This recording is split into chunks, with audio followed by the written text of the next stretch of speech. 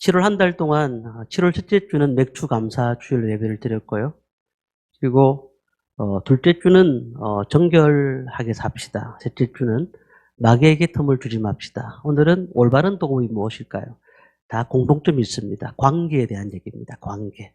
그래서 7월 달은 제가 말씀을 어떻게 전할까 고민하다가 관계에 대한 얘기를 말씀을 함께 나눠야 되겠다 싶어서 오늘도 관계 세 번째 시간이다 이렇게 생각하시면 되겠습니다. 지난주에 주일날 우리 권사님 두 분 다 몸이 안 좋으셔서 교회 주일날 참석을 못 하셨는데 지금은 많이 회복되셔서 너무 참으로 감사합니다.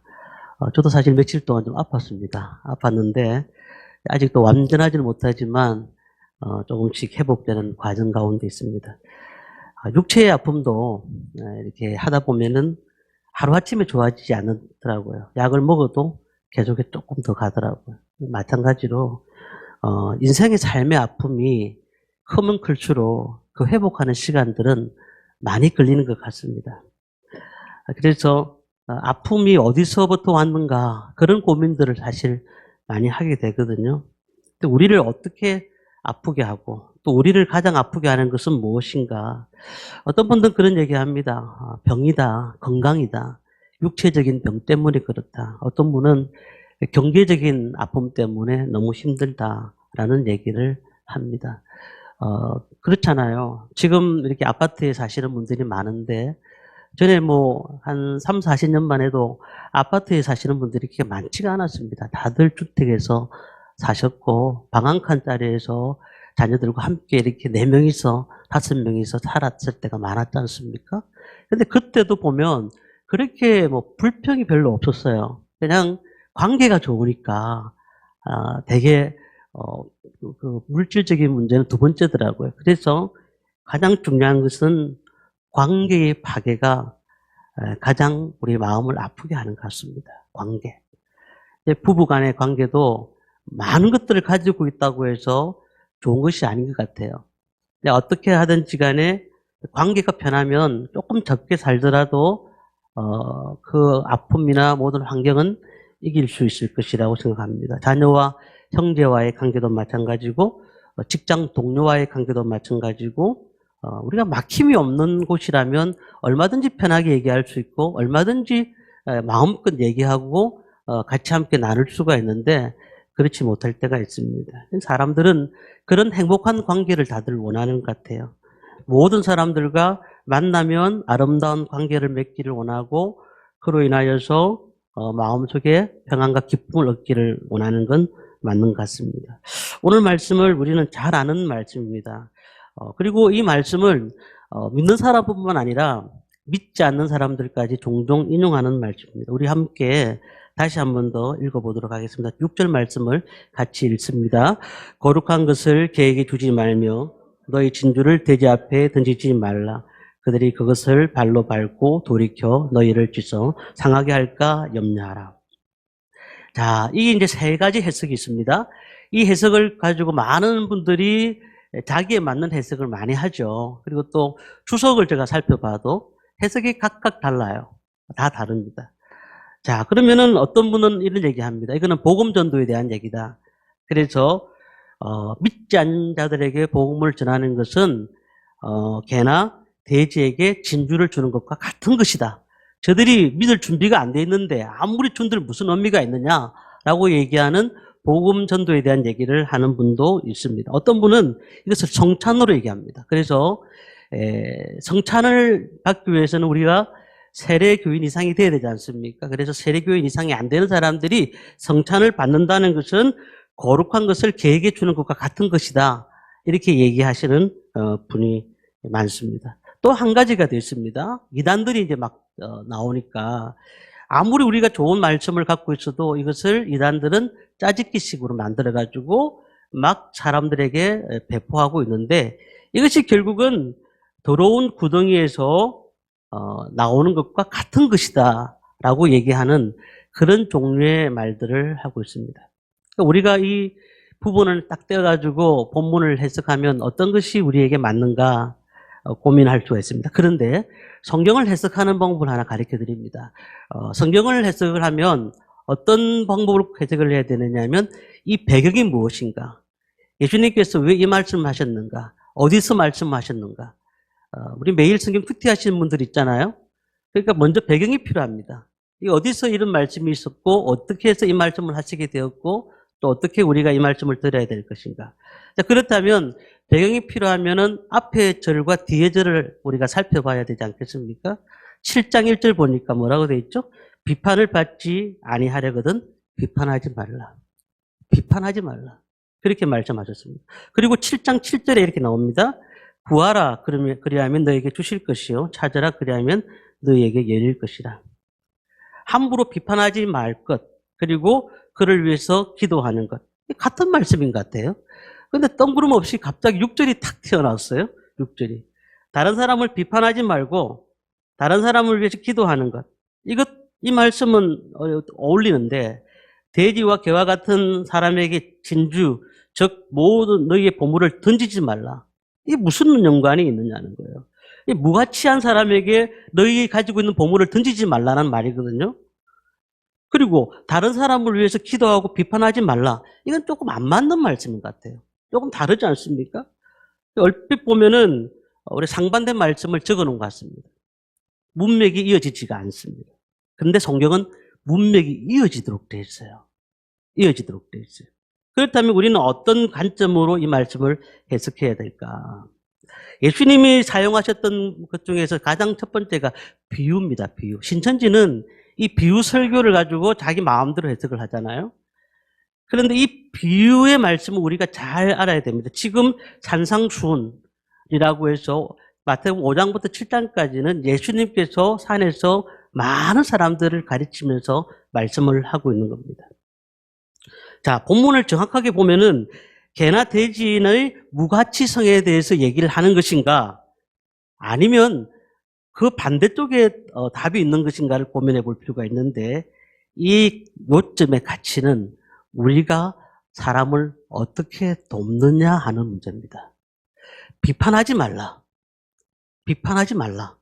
그리고 뒤에 보면은 구하라. 모든 것을 구하면 받을 것이다. 라고 말씀합니다. 자, 이렇게 생각하시면 됩니다. 개나 돼지가 진주를 소화할 수 있을까요?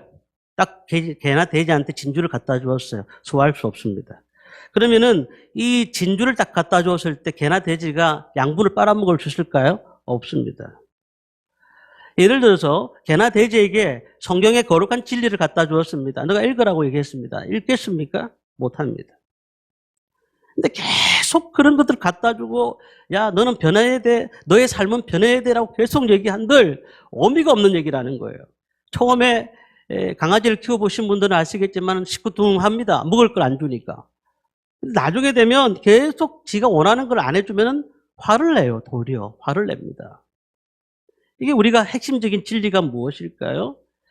정말로 좋고 나한테 소중한 것이라면 상대도 분명히 소중할 것이라고 생각하는 것이에요. 우리는. 정말로 우리가 좋은 것이라면 야 나는 너무 좋았어 그거. 그렇기 때문에 당신도 이건 너무 좋아야 될 것 같아. 라고 얘기하는 것은 우리의 생각인 것이에요. 그러니까 상대방이 소화할 수 있는 능력이 없다고 하면 우리가 그 사람을 교정하거나 통제하는 것 자체는 좋은 옳은 도움의 방법이 아니라는 사실입니다. 예수님이 우리에게 말씀하신 진리입니다. 무슨 말입니까? 상대방의 생각은 듣지 않습니다. 들을 필요도 없습니다. 왜냐하면 내가 그 사람한테 분명히 좋은 것을 줄 거거든요. 진주를 줄 겁니다.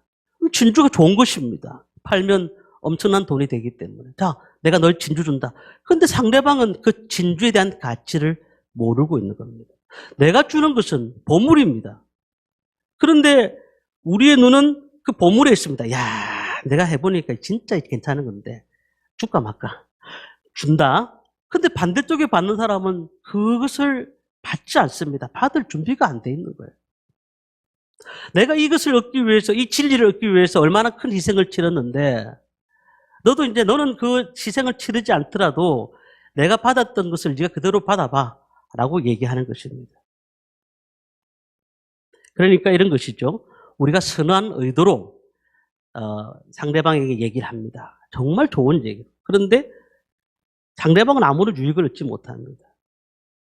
어떻게 보면은 그 진주를 깨물다가 이빨만 상했을지 모릅니다. 그리고 화가 나서 도리어 우리를 공격하는 것입니다. 요점은 진주의 허비가 아니라 진주를 받은 사람이 전혀 도움을 입지 못한다는 사실입니다. 아주 생생한 그림이라고 보시면 됩니다. 그러니까 우리의 관계가 벌써 파괴가 되었다는 거예요. 파괴가.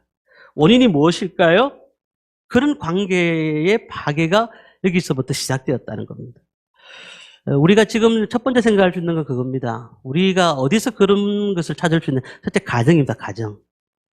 부모와 자식 간에 이렇게 아이들이 크다 보면, 아이들이 자라다 보면은 사춘기가 되고 조금 크다 보면 부모의 말을 거역합니다. 근데 부모는 분명히 이렇게 하면 분명히 이 아이는 잘 될 것이라고 압니다. 공부도 이렇게 해야 되고 또 인생도 이렇게 살아야 되고 이렇게 하면서 인격을 가르쳐 줍니다. 아이들한테. 근데 아이들은 그 뒤에 것을 볼 줄 못합니다. 이게 어떻게 될까요? 근데 그 아이는 지금 엄마가 하는 것, 아빠가 하는 것 모든 것이 다 속상합니다. 나는 지금 필요한 것이 그게 아니라는 거예요. 그게 아니라는 거예요. 아니 엄마 아빠는 자기가 희생하면서 이렇게 살아보니까 야 돌아가지 마. 바로 직진으로 가. 그러기 위해서 공부해야 돼. 이렇게 해야 돼. 저렇게 해야 돼라고 말을 합니다. 그런데 진주를 던져주는 부모의 그 마음을 알는지는 모르겠지만 지금 필요한 것은 그들에게 진주가 아닌 거예요. 진주가 아닌 거예요.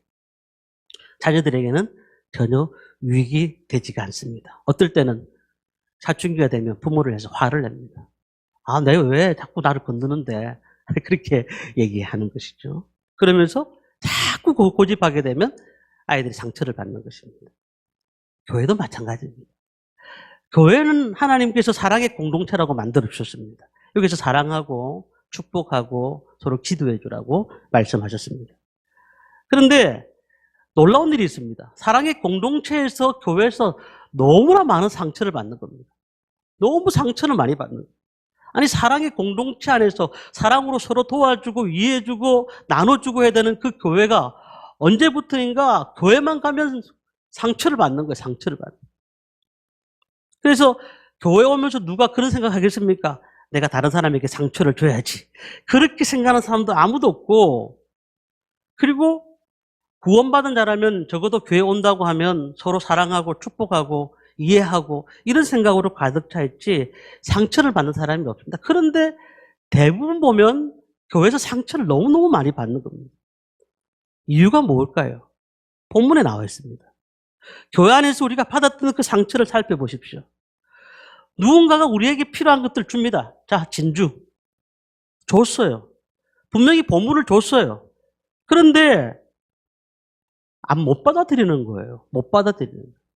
어떤 분이 이제 교회 사역을 하고 있는데 개척할 때입니다. 그분이 오셔가지고 목사님 개척교회를 하시려고 하면 요게 필요합니다. 요것도 필요하고 저것도 필요하고 여기 찬송은 조금 더 빠른 걸로 하셔야 되고요. 그리고 또 기도 좀 뜨거워야 됩니다. 그렇게 저한테 계속 조언을 해주셨어요. 맞습니다. 그분들이 말이 틀린 게 하나도 없어요. 교회 부흥을 위해서 영적 성장을 위해서 그분은 던진 말입니다. 저한테.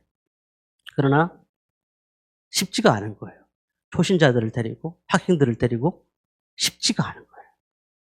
그러니까 지금 당장에 필요한 것은 뭔가가 뭐 성령 충만해가지고 그들이 막 변화 일어나가지고 막 기도가 뜨거워지고 하는 것 중요하지만 지금 진주는 당장에는 도움이 되지 않는 거라는 거예요. 도움이 되지. 우리가 교회에서 가정에서 갈등을 쉽게 해결할 수 없는 이유가 여기 있습니다. 모두가 가해자입니다. 모두가 가해자가 없고 전부 다 피해자라는 거예요. 누가 던진 것이 없고 전부 다 피해를 받은 겁니다. 진주를 던진 사람은 좋은 것을 얘기했기 때문에 좋았던 것이었지만 다 희생을 당한 겁니다. 아픈 뿐인 것입니다. 한 사람은 자기가 가지고 있는 보물을 주었습니다. 한 사람은 다른 쪽은 이빨이 상했습니다. 그걸 먹을 수가 없었으니까. 다 패배다라는 사실입니다. 그러니까 우리 그리스도의 삶 가운데서 예수님께서 말씀하시면서 우리 공동체의 삶을 통해서 자, 너희들은 이 초대교회처럼 사랑으로 하나님 앞에 어떻게 살아야 된다고 말씀하시는데 불구하고 우리의 삶은 너무너무 부담되고 너무너무 답답하고 신앙이라는 자체가 너무 힘들고 낙심하고 그럴 경우가 많다는 겁니다. 왜 우리의 상처를 받습니까? 그 이유 중에 한 가지를 우리는 알아야 되는데, 저는 이 말씀을 묵상하면서 너무 은혜를 받았습니다. 주는 자의 마음인 것 같아요. 주는 자의 마음. 저도 이 말씀을 묵상하면서 딱 무릎을 쳤습니다. 그렇다. 우월감이다. 제가요, 이제 어떤 사람을 도와준단 말이에요. 도와주면 그거를 도와주는 마음 속에 어떤 생각이 있냐면, 너도 이렇게 해. 내가 이렇게 살아봤으니까 너도 이렇게 살아. 라고 얘기하더라고요. 그런데 그렇게 되는 것은 주님의 사랑이 아닌 겁니다. 상대의 필요가 무엇인지는 알고 있지만 내가 옳기 때문에 이 얘기가 너희들한테는 맞는 것이다라고 얘기하는 것은 우리의 착각일 수가 있는 것입니다. 그래서 잠언 4장 23절에 뭐라고 있느냐면, 무릇 지킬 만한 것 중에 더욱 내 마음을 지키라. 생명의 근원이 이에서 납니다. 마음을 지키라고 했습니다. 너 마음속에서 우월감으로 그 사람을 대한 거 아니니? 너의 마음속에서 네가 더 높은 자리에 있기 때문에 그 사람을 약간 얕잡으면서 그 얘기한 건 아니니? 내가 이렇게 받았으니까 너한테 그 얘기 주는 거 아니니? 라고 생각할 수도 있다는 겁니다. 마음을 지키지 않으면 고린도 교회처럼 은사가 뛰어난 교회지만 질서가 무너집니다. 예수님의 제자들이 그렇게 주님을 따라갔지만은 누가 크냐 하고 자꾸 서로 싸우기 시작합니다. 왕년에 내가 신앙생활을 이렇게 했는데, 내가 정말로 금식도 하고 기도도 하고 늘 나는 하나님 앞에 어떠한 삶을 살았는데 라는 얘기들을 계속 해나가는 겁니다. 그렇다면 다른 신앙생활을 무시하게 되는 겁니다. 무시하게 됩니다. 자녀와 부모의 갈등도 마찬가지 같아요. 부모들은 항상 본부를 줍니다. 야, 이렇게 살아야 돼. 이게 성공하는 길이야. 이 길로 가. 요 길로 가. 내가 가는 길. 요쪽 가야 돼.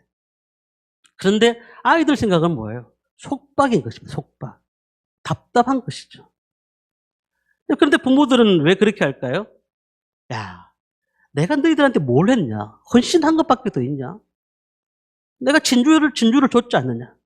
근데 자녀는 감사하지 못하는 겁니다. 세대 간의 갈등이 거기서 나타나는 것입니다. 제가 목회하면서 지금까지 이제 13년 동안 목회를 이곳에서 했지 않습니까? 몇 번 말씀드리지만 장년들이 안 오셔서 하나님께 이 꿈이 있는 교회 이름을 적어놓고 기도하는 가운데 청년들이 중고등부 아이들이 이렇게 많이 오더라고요. 그래서 그 아이들을 희망을 두자. 젊은 세대를 세우는 교회로 만들자. 그리고는 젊은 학생들에게 기대를 가졌습니다. 그들에게 정말로 신앙으로 잘 키워야 되겠다. 이 영혼 하나를 키워야 되겠다. 무려 한 30명 가까이 아이들이 왔지 않습니까? 그런데 나중에 보니까 하나 둘씩 말없이 떠나기 시작하는 겁니다. 교회를 등지기 시작하는 겁니다. 근데 그때 제가 어떤 생각이 드는 줄 아십니까? 내가 그들에게 얼마나 잘해줬는데 배고플까봐 싶어서 매일 밥 사주고, 차비가 없다고 그래서 매일 스타렉스 가지고 학교까지 매일 운행해주고, 그리고 집에 어려운 일이 있다고 해서 집안 어려운 일까지 내가 다 봐주고, 그런데 이제 너희들이 살만하니까 교회를 떠나? 너무 기대가 무너지는 거예요. 야, 내가 교회 사역, 어린 얘들이 커가지고 교회에 큰 인물이 돼가지고 주의를 감당했으면 좋겠다. 이 생각을 내 머릿속에 매일 하고 있었거든요. 그런데 하나님은 그걸 원하지 않으셨어요. 내가 기대하면 안 되는 거예요. 사람은 사랑하는 존재지 기대하는 존재가 아닌 거예요. 근데 그것을 깨달았던 겁니다. 사람은 기대하는 존재가 아니지 사랑하는 존재고, 내가 나중에 되면 그 아이들이 다 성장해가지고 진짜 교회를 짊어지는 그런 나이가 됐을 때 나는 아마 자랑하고 다닐 겁니다. 우리 교회 보십시오. 우리 교회 청년들이 올라와가지고 이렇게 교회를 다 성장시켰습니다. 나는 아마 자랑하고 싶었을 것입니다. 저는 진주의 눈이 어두웠을 겁니다. 진주의. 분명히. 내가 좋은 것을 주는데 왜 저래? 내가 잘해줬잖아. 내가 최선을 다해줬잖아. 반응이 왜 저래? 근데 고마우기는 그냥 진주를 받을 때 네네 아유 너무 좋네요 받아놓고는 나중에 욕을 하는 거죠. 욕을 하는 거죠. 한때는 막 칭찬했지만 그 진주를 홀대하는 순간부터 그를 비판하기 시작합니다. 처음에 교회를 오시는 성도님들 보면 그렇더라고요. 뭐 저희 교회는 뭐 그런 일 없지만은 우리 성도님들이 야, 우리 목사님 최고다. 우리 성도님도 최고다. 예배가 너무 마음에 들어. 다 이제 그렇게 얘기하시는 분들이 많잖아요. 그런데 어느 날 교회를 향해서 진주를 하나 탁 던집니다. 이 교회는 요게 필요하다 하고 딱 던지는 거죠. 근데 그게 안 고쳐지는 거예요, 교회가. 그러니까 어떻게 되죠? 교회에 대해서 좋은 것을 다 얘기해 줬습니다. 그런데 그 교회가 받아들 준비가 안 돼 있어요. 보물을 던졌는데. 근데 교회는 그렇게 가는 것이 아니고 하나님의 은혜로 가는 것이잖아요. 사실 정확하게 보면. 근데 결론은 뭘까요? 그런 문제가 터졌을 때 결론은 사탄의 승리라는 거예요. 사탄의 승리합니다. 아름다운 관계들이 다 무너지기 시작하는 겁니다. 다 무너지기 시작하는 겁니다. 섭섭함, 분노, 잘못한 사람은 아무도 없어요. 그 중에. 누구도 잘못하는 사람이 없어요. 진주를 준 자와 이빨을 다친 자밖에 없는 거예요. 정오, 미움, 그리고 결국은 사탄의 승리로 끝나는 것입니다. 그래서 예수님은 이 말씀을 비판과 연관시키신 겁니다. 비판과. 비판하지 말라. 그런데 우리 예수님께서는 오늘 우리에게 두 가지를 말씀하고 있습니다. 그러려면은 그 방법을 가르쳐 주십니다. 첫 번째가 내 안에 다른 사람을 사랑할 능력이 없음을 인정해야 됩니다. 내가 저 사람을 사랑할 능력이 내 안에 없다는 것을 인정해야 됩니다. 요한복음 21장 17절 말씀을 우리 한번 영상을 통해서 한번 보았으면 좋겠습니다. 같이 읽겠습니다. 세 번째 이르시되 요한의 아들 시몬아 내가 나를 사랑하느냐 하시니 주께서 세 번째 내가 나를 사랑하느냐 하심으로 베드로가 근심하여 이르되 주여 모든 것을 아시오매 내가 주를 사랑하는 줄을 주께서 아시나이다. 예수께서 이르시되 내 양을 먹이라. 베드로가요 자신이 주임을 부인하지 않고 죽도록 충성할 수 있다고 얘기했잖아요. 근데 예수님이 마지막에 오셔서 베드로에게 너는 나를 사랑하느냐? 아가파오라고 물었잖아요. 지금 말하면 아가페 이렇게 물어본 거죠. 그랬더니 그가 뭐랍니까? 필레오. 친구의 사랑으로 대답했어요. 친구의 사랑. 무슨 얘기입니까? 세 번까지 물었는데 그는 아가파오라고 말하지 않았어요. 필레오라고 말했다는 거예요. 이게 무슨 얘기? 나는 예수님을 아가파오까지 사랑하지는 못하지만 필레오까지는 사랑할 수 있습니다. 그런 거죠. 그런 거죠. 우리 힘으로 사랑할 수 있습니까? 우리 힘으로 주의를 할 수 있습니까? 우리 힘으로 영혼을 살릴 수 있습니까? 우리 힘으로 할 수가 없습니다. 이 사실을 먼저 인정하라는 겁니다. 우리 힘으로 저 사람을 사랑할 수 없어요. 우리 힘으로 저들을 사랑할 수가 없는 겁니다. 마음이 가난한 자는 복이 있나니 애통하는 자는 복이 있나니 마음이 가난해야 됩니다. 우리는 어떻게 기도해야 되는 줄 아십니까? 하나님, 저는 내 몸으로 낳은 자식조차 내 사랑의 능력이 없는 사람입니다. 저는 진주를 주면서 저들을 내 방법대로 키우려고 하고 있습니다. 나를 긍휼히 여겨 주옵소서, 불쌍히 여겨 주옵소서. 내 안에 있는 잘못을 품고 하나님 앞에 나가서 기도하는 겁니다. 하나님께서 내가 키울 수 없습니다. 내가 저들을 키울 수 없습니다라고 고백하는 그 순간 하나님께서 그 모든 것을 다 이루신다는 사실이에요. 그러니까 내가 할 수 없다고 먼저 고백해야 돼요. 나는 할 수 없습니다. 이 고백이 먼저 일어나야 된다는 겁니다. 두 번째는요, 우리는 상대방을 위해서 기도해야 됩니다. 기도해야 됩니다. 마태복음 7장 8절 말씀 보니까 이렇게 되어 있습니다. 구하는 이마다 받을 것이요 찾는 이는 찾아낼 것이요 두드리는 이에게 열릴 것이니라. 신도의 공동생활이라는 책이 있습니다. 이곳에 보면 본 페퍼라는 사람이 기도와 사랑의 공동체에 대해서 아주 중요한 얘기를 적어놨습니다. 뭐라고 적었냐면 예수님의 임재와 예수님의 함께 하심이 빠진 관계는 있을 수 없다. 이게 무슨 말입니까? 우리의 모든 관계는 예수님을 통해서 관계가 이루어진다는 거예요.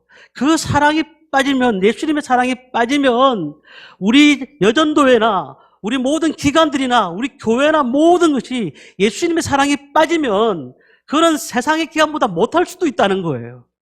그러니까 본어표가 뭐라고 말합니까? 인간의 사랑을 가지고 그들을 사랑하려고 하지 말라는 거예요. 그들을 위해서 기도해라는 겁니다. 기도하라는 거예요.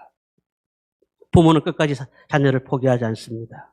그런데 왜 가면 갈수록 나중에 아유 내가 키워놨더니 저렇게 됐네 하고 후회하는 겁니까? 그리스도 없이 그를 사랑했기 때문에 그런 것이에요. 예수 그리스도 안에서 그를 품어주시면 더 큰 사랑으로 그들이 자라게 될 것입니다. 주님 앞에 나오는 겁니다. 우리는 늘 우리 힘으로 하려고 하는데 그리스도 안에서 그들을 키우고 그리스도 안에서 그들을 사랑하고 그리스도 안에서 그들을 위해 주는 것이 우리가 해야 할 일인 것입니다. 진주 때문에 섭섭할 수가 있습니다. 내가 진주를 다 주었는데 그리고 불평도 나옵니다. 어찌 이럴 수가 있지? 그렇게 되면 결국은 그 관계는 틀어지게 될 것입니다. 우리는 그냥 주님께 맡기시면 됩니다. 주님께 맡기시면 그들을 위해 기도하고 내 말을 생각을 못 알아줬다 하더라도 그것을 위해서 기도하고 그렇게 살아갈 때에 하나님의 은혜를 주실 줄 믿습니다. 말씀을 마칩니다. 우리 모든 자녀들을 대할 때도 인격체로 대하지 않습니까? 또한 우리 또한 교회 안에서도 우리 성도님들끼리 혹시를 상처를 받았다 하더라도 이제 세상의 말에 귀를 기울이지 마시고 하나님 말씀에 귀를 기울이시기 바랍니다. 예수님을 가운데 딱 집어넣고 예수님 때문에 저를 사랑할 수 있고 예수님 때문에 저들을 축복할 수 있고 예수님 때문에 그들을 위해서 기도할 수 있다. 이런 고백들이 나오는 저와 모든 성도님들 되시기를 주님의 이름으로 축원합니다.